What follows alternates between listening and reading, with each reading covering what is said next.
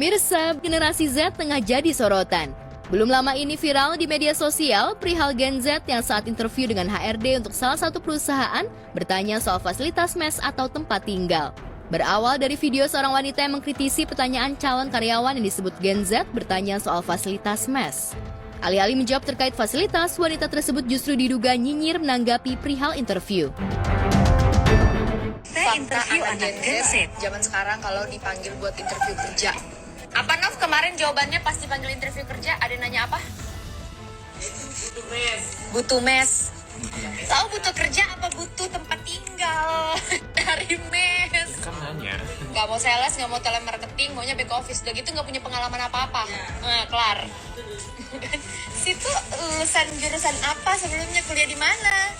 Udah kayak dari kampus bagus aja loh. Emang kayak gimana sih di perusahaan kalian sebelumnya tuh kenapa sih? Ada apa gitu loh? Sebenarnya mau kerja di broker, orang di bank aja dulu juga cari nasabah. Iya, semua sama pekerjaan tuh aja. nyari nasabah. Yang penting kan duit. Capek banget sih anak-anak zaman sekarang kayak dikasih pekerjaan milih-milih. Lu maunya apa? Admin. Yang kerja di depan bar doang. Operator. Ya, tapi parah banget sih anak Gen Z zaman sekarang. Tolong banget jangan milih-milih pekerjaan. Video wanita tersebut yang diduga bekerja sebagai HRD itu pun mendapat beragam respon dari warganet, tak terkecuali sejumlah konten kreator yang menanggapi hal tersebut.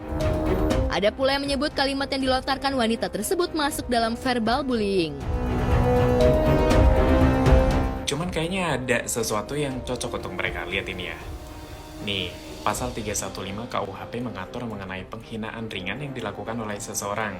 Pengertiannya jika seseorang mengumpat atau memaki-maki dengan kata-kata keji yang menurut pendapat umum dapat digolongkan sebagai kata penghinaan unsur dari pasal 315. Ya, jadi tiap-tiap penghinaan dengan sengaja yang tidak bersifat pencemaran atau pencemaran tertulis yang dilakukan terhadap seseorang yang diwawancarainya tadi ya. Baik di muka umum dengan lisan atau tulisan maupun di muka orang itu sendiri dengan lisan atau perbuatan atau dengan surat yang dikirimkan atau diterimakan kepadanya, diancam karena penghinaan ringan dengan pidana penjara. Itu tuh kalian ngomongin orang loh, rame-rame gitu. Ya walaupun konteksnya bukan karena mes itu ya, bukan. Padahal sebenarnya mbak itu masalah selera aja nggak sih? Mungkin dia bertanya itu karena dia pengen kerja ya sesuai maunya dia gitu loh. Dan kalau ternyata si kandidat nggak sesuai dengan harapan kalian yang mau mengerjakan apapun, bukan salah dia gitu. Jadi harusnya kalian nggak berhak dong ngomongin orang kayak gitu lalu divideoin dan diupload di medsos. Kalau mungkin kalian omongin diam-diam ya itu urusan kalian lah sama Tuhan yang tahu itu. Tapi masalah ini kalian upload di medsos dan kalian ngomonginnya generasi Z. Itu nggak bisa dong dipukul rata kayak gitu. Namanya Gen Z tuh ada aja dia permintaannya gitu kan.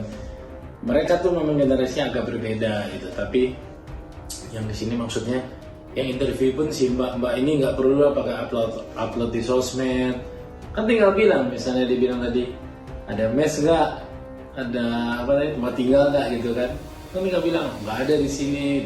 Yang bikin agak-agak salah nih mbaknya mungkin ya, mbaknya ini ngupload di sosmed, jadi kayak pembulian untuk Gen Z. Jadi yang merasa Gen Z itu akan dipukul rata oleh dia dan akan marah loh nantinya. Jadi seperti pencemaran nama baik nggak sih itu?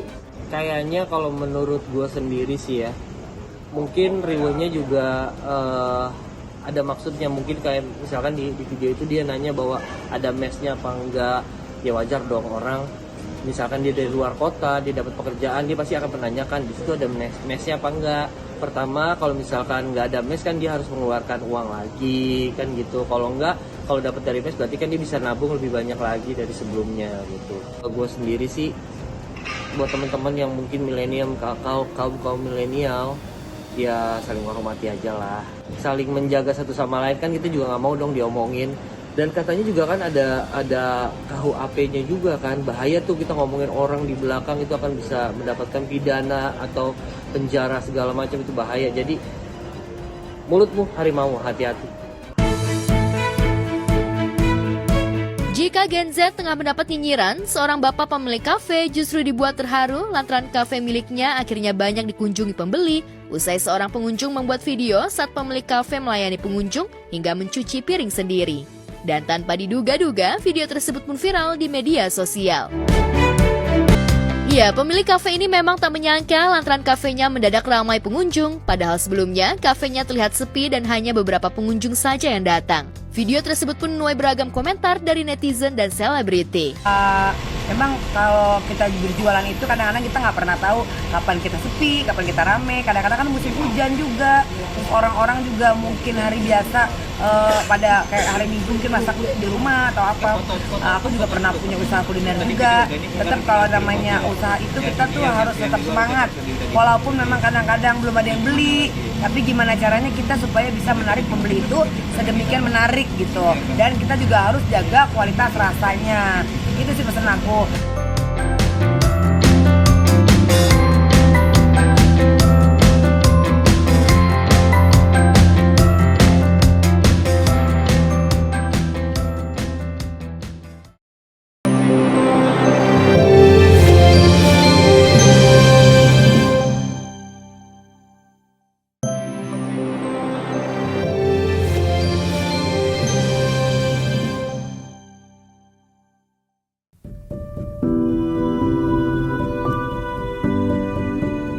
Sementara itu, kebersamaan Ruben Onsu dan Sarwendah Tan yang menghadiri acara wisuda SMA Betran Peto Putra Onsu yang akrab dipanggil Onyo beberapa hari lalu itu ternyata bukan jaminan kalau rumah tangga pesohor tanah air ini dalam kondisi baik-baik saja. Setelah pisah rumah lebih dari 2 bulan lamanya, Ruben memutuskan menggugat cerai Sarwendah yang telah dinikahinya selama 11 tahun lebih dan memberinya 2 anak perempuan nan cantik dan lucu. Presenter ternama itu memilih tinggal di sebuah apartemen di kawasan Permata Hijau, sementara Sarwendah memilih tinggal bersama adiknya daripada kembali tinggal bersama Ruben. Kabar Ruben Onsu menggugat Sarwendah Tan itu dibenarkan oleh Humas Pengadilan Negeri Jakarta Selatan kepada tim Gospot Rabu kemarin. Berdasarkan SIPP kita, memang benar ada gugatan perceraian yang diajukan oleh saudara RSU melawan istrinya S. Gugatan itu didaftarkan pada tanggal 11 Juni 2024 dan oleh Ketua Pengadilan Negeri Jakarta Selatan telah menunjuk hakim yang menyidangkan perkara tersebut yang terdiri dari Bapak Juamto SHMH sebagai hakim ketua, Agung Sutomo Toba sebagai hakim anggota, demikian juga Arif Budi Cahyono sebagai anggota.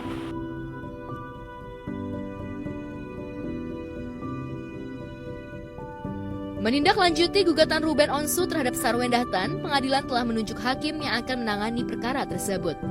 Dan sidang perdana akan digelar 9 Juli 2024 mendatang yang digelar secara tertutup dari liputan awak media. Disinggung soal penyebab perceraian, Marbun enggan untuk mengungkapkan hal tersebut ke publik sebab hal itu bersifat privat. Dan alasan perceraian itu sudah dituangkan dalam gugatan. Kalau alasan perceraian di dalam suatu gugatan sudah pasti ada. Hanya saja karena ini perceraian ini sifatnya pribadi, jadi kita tidak bisa menguraikan itu ke publik apa yang menjadi alasan-alasan perceraian yang diajukan oleh RSO-nya. Rumah tangganya Sarwendah dengan Ruben ya seperti apa yang kita lihat hari ini ya, berjalan seperti apa adanya yang kita lihat gitu loh. Jadi kalau mengenai masalah hal-hal yang lain masih belum bisa disampaikan karena memang masih berjalan seperti apa yang kita lihat hari ini. Nanti jika memang ada hal-hal baru yang bisa disampaikan, ya pasti akan disampaikan oleh Ruben atau disampaikan oleh kuasa hukumnya. Gugatan cerai Ruben Onsu terhadap Sarwendah Tan ini sontak mengejutkan publik. Betapa tidak, selama ini publik melabeli keduanya sebagai pasangan yang harmonis dan jauh dari berita miring. Keduanya pun tampak kerap mengunggah kebersamaan di kanal berbaginya. Ruben Onsu dan Sarwendah sendiri menikah pada 22 Oktober 2013 lalu. Ruben menggugat cerai Sarwendah di usia pernikahan kurang lebih 11 tahun. Gak ada apapun, gugatan dari aku gak ada. Jadi kalau misalnya ada yang bilang ada atau bertanya ke mereka, tunggu dulu. Jadi mohon maaf sekali teman-teman, aku udah jawab semuanya. Jadi teman-teman juga lagi posisi aku ibu yang punya anak dan lagi berjuang buat anak-anak semuanya. ya saya harus lupakan bermalas-malasan, lupakan untuk mengeluh, lupakan untuk menyalahkan suasana. Intinya adalah ya saya harus selesaikan itu dengan baik. Iya, kalau saya doa yang terbaik buat Ruben sama Sarwenda, ya dua-duanya juga kenal, dua-duanya juga orang baik. Insya Allah juga keluarganya juga baik-baik aja. Saya cuma bisa doain. Saya belum tahu beritanya sih ya. Cuman waktu kemarin sempat ada selentingan dia sakit aja ke rumah sakit. Mudah-mudahan sehat ya. Kalau ini mudah-mudahan semua cepat selesai lah.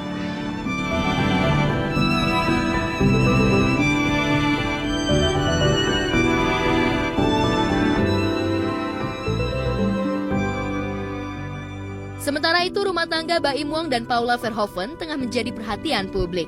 Hal itu terkait hubungan rumah tangga dengan istrinya itu yang dikabarkan sedang bermasalah. Kabar itu muncul bermula dari jarangnya keduanya muncul di kanal berbaginya. Seperti diketahui, Baim dan Paula selama ini sering mengunggah kebersamaan bersama anak-anak di kanal YouTube-nya. Namun sejak beberapa waktu ke belakang ini, hal itu jarang lagi terlihat. Warganet pun dibuat kepo dengan rumah tangga keduanya. Indikasi terbaru kalau rumah tangga Baim dan Paula sedang bermasalah saat momen ulang tahun ayah Baim Wong, Johnny Wong, beberapa hari lalu. Di momen itu, Paula tidak nampak hadir di acara yang spesial bagi Baim, ayahnya dan keluarga besarnya. Juga saat sesi foto bersama, tak nampak wajah Paula di deretan keluarga Baim. Soal kondisi rumah tangganya dengan Paula yang dikabarkan retak, Baim Wong akhirnya buka suara. Dia yang foto kemarin. Dia yang foto. Apa? Yang foto, ha? Dia nggak ikut foto. Apa? Ikut foto bareng sama teman. Tanyain dia lah, maksudnya tanyain saya. Fotoin aja.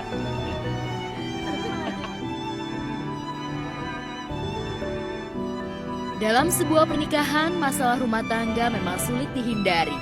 Terkadang disitulah pengertian dan kebijakan Pak Sutri diuji. Lantas benarkah gaya hidup Paula yang baru sedikit banyak mempengaruhi kehidupan pernikahan Baim dan Paula? Atau adakah sikap Baim yang membuat rumah tangganya bergejolak di usia 5 tahun pernikahan mereka? Enggak, saya nggak pernah nyuruh dia kok. Dia sendiri. Lebih cantik, alhamdulillah, amin. Sempat pernah diskusi dulu. Langsung bilang aja waktu itu mau pakai hijab, katanya boleh. Nah kalau misalkan bagus boleh, niatnya bagus, habis itu juga dari hati bagus, kenapa enggak? Saya dari dulu nggak pernah untuk maksa, cuman ada ustadz yang bilang harus dihilangin. Tapi kalau saya lebih ke arah orangnya, saya nggak pernah mau maksa. Sholat pun sama, tapi kalau masih kecil baru kita paksa. Tapi kalau udah gede mah kita mencontohkan bagaimana Islam. Nggak tahu ya, saya kalau misalnya gitu berhijrah atau enggak, saya aja nggak pernah mau dibilang hijrah. Jadi buat saya terlalu berat kata-kata itu. Lebih baik mencoba lebih baik aja tiap hari. Kalau misalnya mau tanya itu, tanya dia lah. Nggak ngerti juga saya jawab itu. Kan itu kan dia yang milih, saya bukan saya yang mau.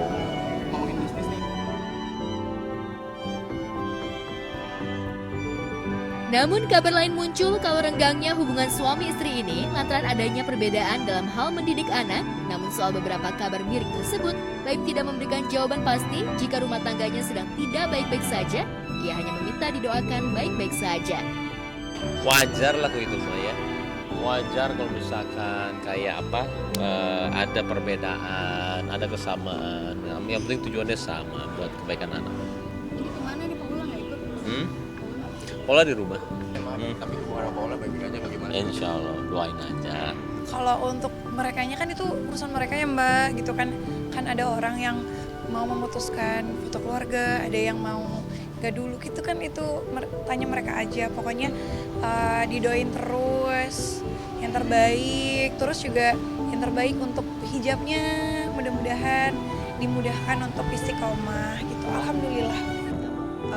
Aku ngelihatnya kita harus berbaik sangka. Semoga dengan jarangnya mereka ngepost seperti itu karena memang lagi nggak ngepost aja sih gitu. Jadi jangan sampai karena kita nggak ngepost terus jadinya dibilang oh ini berarti ada masalah rumah tangganya. Belum tentu kayak gitu. Siapa tahu memang lagi pengen ngepost foto sendiri gitu. Baim lagi mau foto sendiri, Paula mau ngepost foto sendiri, kan kita nggak pernah tahu ya gitu. Karena dua-duanya teman saya dan setahu saya mereka baik-baik aja. Jadi ya harapan saya berita ini nggak benar. Saya berharap Paula dan Mbak Im baik-baik saja, tidak ada masalah sama sekali, dan rumah tangganya bisa sampai kakek nenek.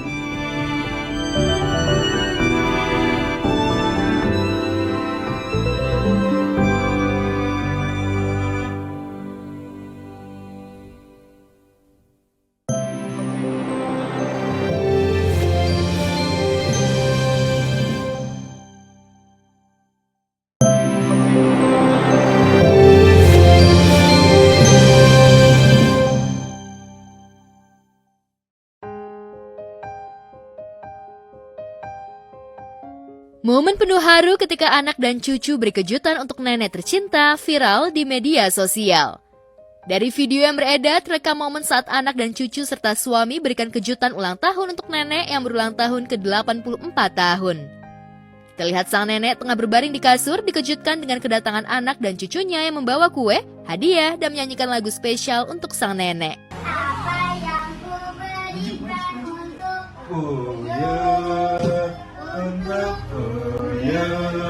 untuk tersayang, aku memiliki sesuatu berharga untuk tercinta. Hanya ini ku berikan senandung dari hatiku untuk Sang nenek tak kuasa menahan haru bahagia dan terlihat menangis haru, sementara suami nenek justru bercelutuk lucu. Jangan ketawa, Bu, alih-alih si nenek menangis haru. Jangan ketawa, Bu. Hanya sebuah lagu sederhana, lagu cintaku.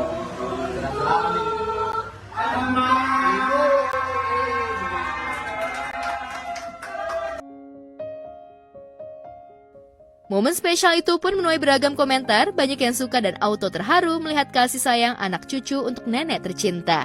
Aku sih ya mengharukan ya, karena cucu-cucunya itu masih perhatian ya, itu kan menandakan perhatian kepada neneknya ya.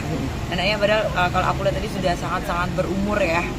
Nah itu sangat-sangat untuk sebagai contoh ya, contoh kepada masyarakat semuanya untuk lebih aware sama keluarga, lebih perhatian. Karena apa?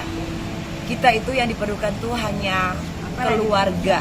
Apapun, adapun masalah yang seberat apapun, larinya juga kemana? Ke keluarga. Nah,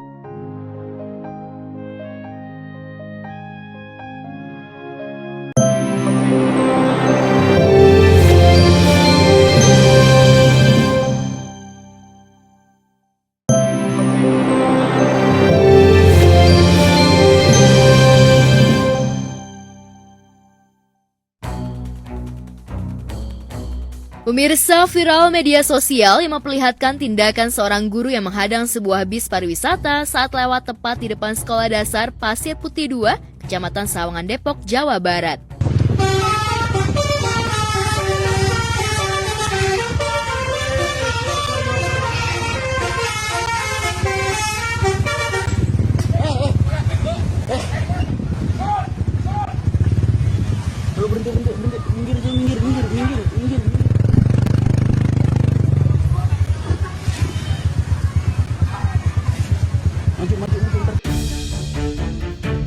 Belum diketahui penyebab pasti yang melatar belakangi tindakan guru tersebut yang menghadang bis yang tengah lewat. Namun diduga aksi guru itu disebabkan karena suara klakson bis yang dibunyikan di sekitar sekolah mengganggu proses belajar murid. Menanggapi bapak-bapak yang ngegebrak pintu bus yang ngasih klakson telolet, jadi pendapat aku tuh sebenarnya di undang-undang lalu lintas itu kan sudah ada aturan tentang klakson ya. Setahu aku tuh minimal tuh 81 desibel ya, maksimal tuh 115 desibel ya. Itu tuh ada di undang-undang. Cuman di situ tidak ditentukan bahwa jenis klakson atau bunyinya seperti apa. Cuman yang pastikan untuk menggunakan klakson itu ada tempatnya. Contohnya kayak di depan sekolah kayaknya nggak etis juga ya, atau di rumah sakit gitu, karena kan sekolah tempatnya belajar mengajar. Jadi bisa-bisa anak-anak jadi bukannya konsen malah main-main. Sementara itu, saat sang guru bertindak kasar terhadap supir bis tersebut, beberapa para siswa SD yang tengah berada di luar sekolah justru terhibur dengan bunyi klakson yang dibunyikan supir bis tersebut. Kalau melihat bapaknya ngegebrak, mungkin nggak harusnya seperti itu ya. Mungkin bisa dia memberhentikan atau ngasih tau baik-baik. Tapi ya nggak tahu juga, apa mungkin itu sudah kejadian yang berulang-ulang, akhirnya dia emosi pada saat itu. Ya diharap sih, kalau misalkan telolet sih nggak masalah ya, menurut aku sih nggak masalah, cuman tinggal tempatnya aja dan kapannya. Kalau ditanya kapan dan tempatnya yang tepat seperti apa atau di mana gitu, ya balik ke manusia masing-masing aja.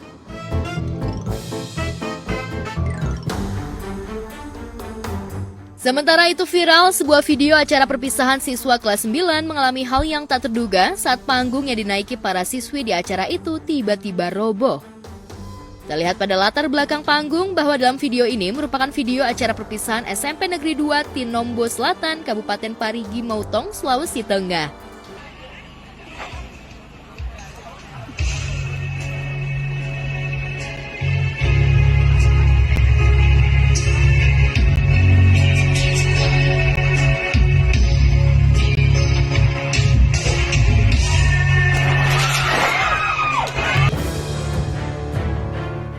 Tampak dalam video yang terekam kamera ponsel salah satu guru, siswa Purna itu tengah berbaris rapi untuk menyanyikan sebuah lagu untuk para guru.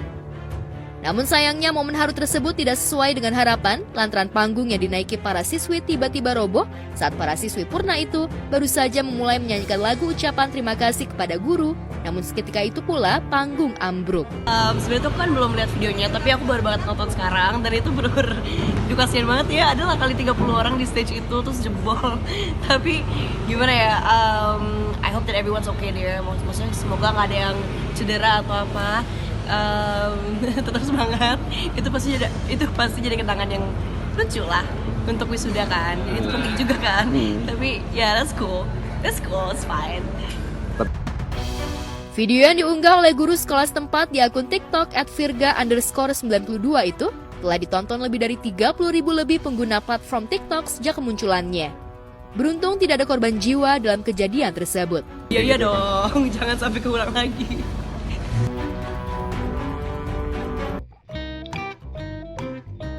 Sementara itu, video viral lainnya dipertunjukkan seorang bocah cilik saat menjalani wisuda pelepasan siswa-siswi di acara Haflah Akhirusana atau perayaan akhir tahun yang menandai selesainya pendidikan atau masa studi sebuah sekolah pendidikan Islam di daerah Tulung Agung, Jawa Timur. Putra dari Bapak Iwana Indra Gunawan.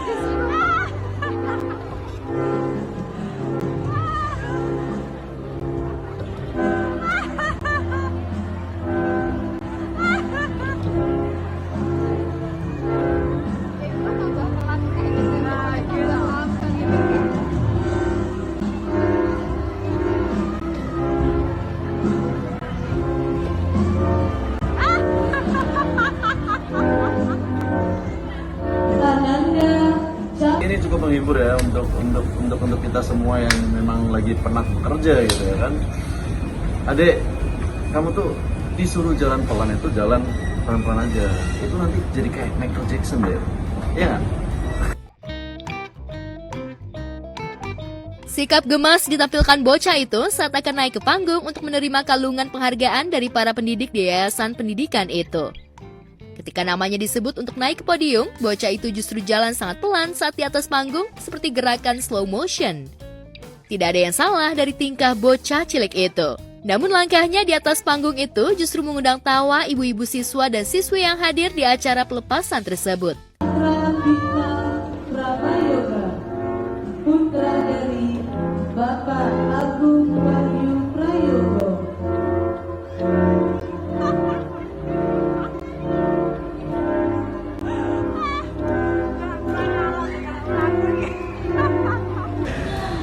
Iya tadi barusan gue habis nonton Kalau tanggapan gue sih kayaknya dia cuma nervous aja, makanya jalannya agak pelan gitu ya. Tapi lucu juga sih, maksudnya kan teman-teman yang di belakang jadi nungguin, jadi pasti agak lucu juga buat ditonton. Ya, Cuma tetap semangat deh, keren.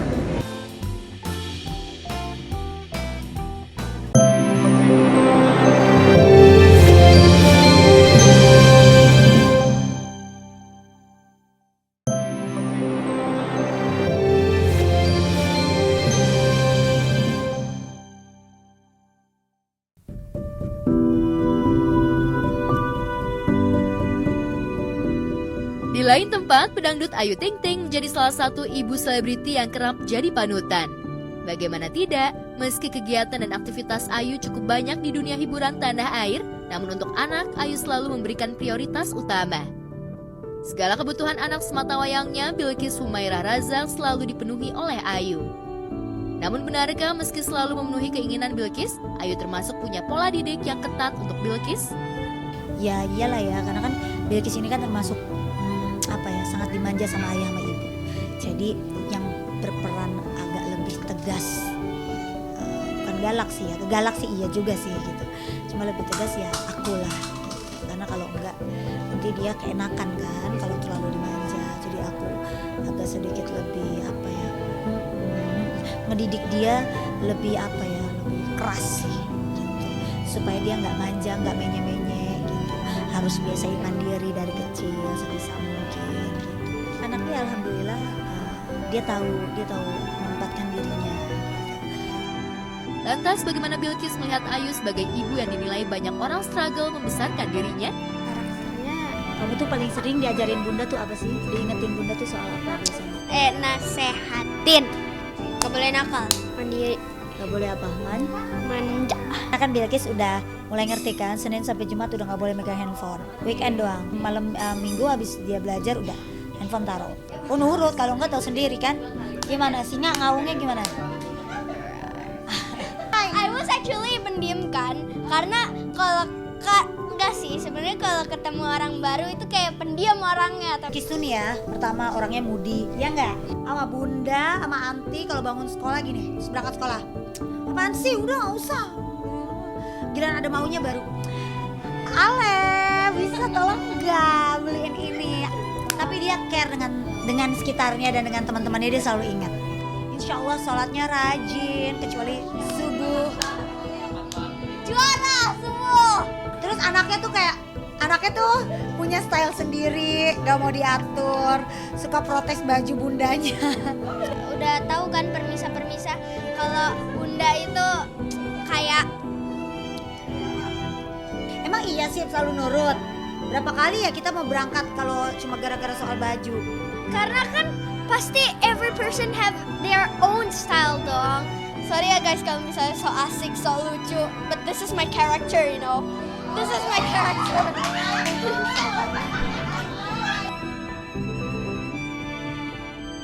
Ya, dengan pola didik yang diberikan Ayu, Bilqis tumbuh menjadi anak yang pandai dan cantik. Bilqis pun diketahui mahir berbahasa Inggris. Tak hanya itu, dalam suatu kesempatan, Bilqis juga terlihat bernyanyi lagu dari grup vokal wanita asal Korea, Baby Monster. Terlihat Bilqis sangat fasih menyanyikan lagu berjudul Shish.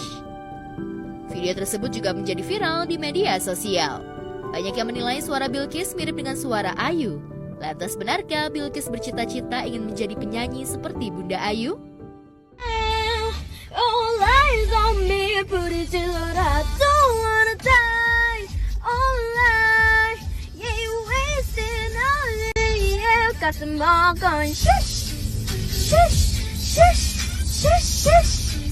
Yeah, B-I-B-Y-M-O and shush, shush, shush, shush, shush. Yeah, got them all going Gimana ya? Ikis mau jadi artis kayak Bunda, tapi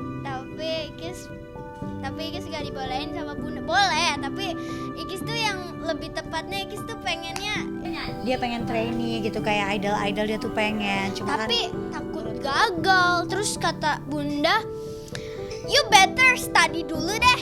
You aja perkalian belum bisa.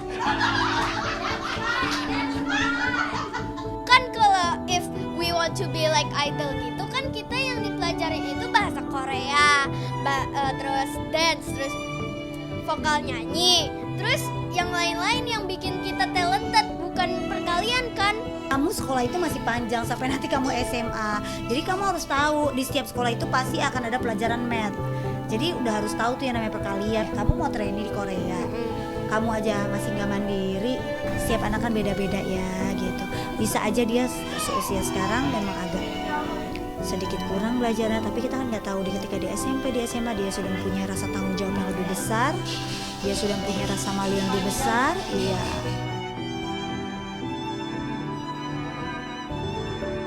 Ya, Ayu dan Bilqis tak hanya terlihat sebagai ibu dan anak. Keduanya kerap kali disebut lebih seperti adik kakak dan juga bestie forever. Tak jarang Ayu sering mengajak Bilqis untuk liburan seru bersama. Tak hanya itu, Ayu dan Bilqis juga kerap terlihat nonton konser K-pop bareng. Belum lama ini keduanya diketahui juga datang ke acara Baby Monster Fan Meet yang digelar di Jakarta pada 8 Juni 2024 lalu. Seperti apa pengalaman Bilqis datang ke fan meet girl band idolanya? Karena kemarin kan emang dapetnya kan tiketnya kan dadakan juga gitu kan, dan temanku juga baru ngasih tahu kan berapa hari sebelumnya gitu kalau dapat. Terus dapat undian foto bareng juga, dari 1000 cuma 150 orang katanya gitu yang dapat undian, dan Bilqis dapat salah satunya. Emang udah rezekinya tuh anak ya.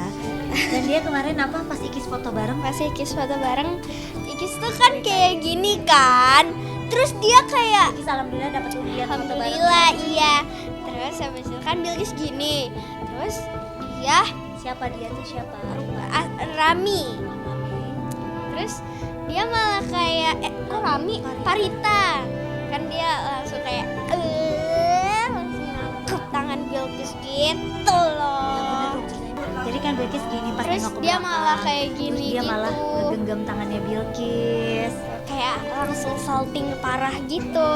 Bilqisnya. Terus tangannya nggak mau dicuci pas sampai mobil kan aku suruh. Biasanya kan dia kalau habis dari mana-mana naik mobil langsung saya lapin tuh pakai tisu basah. Enggak, Bun, tapi ini bekas tadi, bekas Parita, bekas Rami gitu kata dia. Ya udah nggak usah dicuci. Kalau bukan gara-gara Bilqis pasti nggak akan suka yang namanya K-pop lagi. Cuman dulu suka.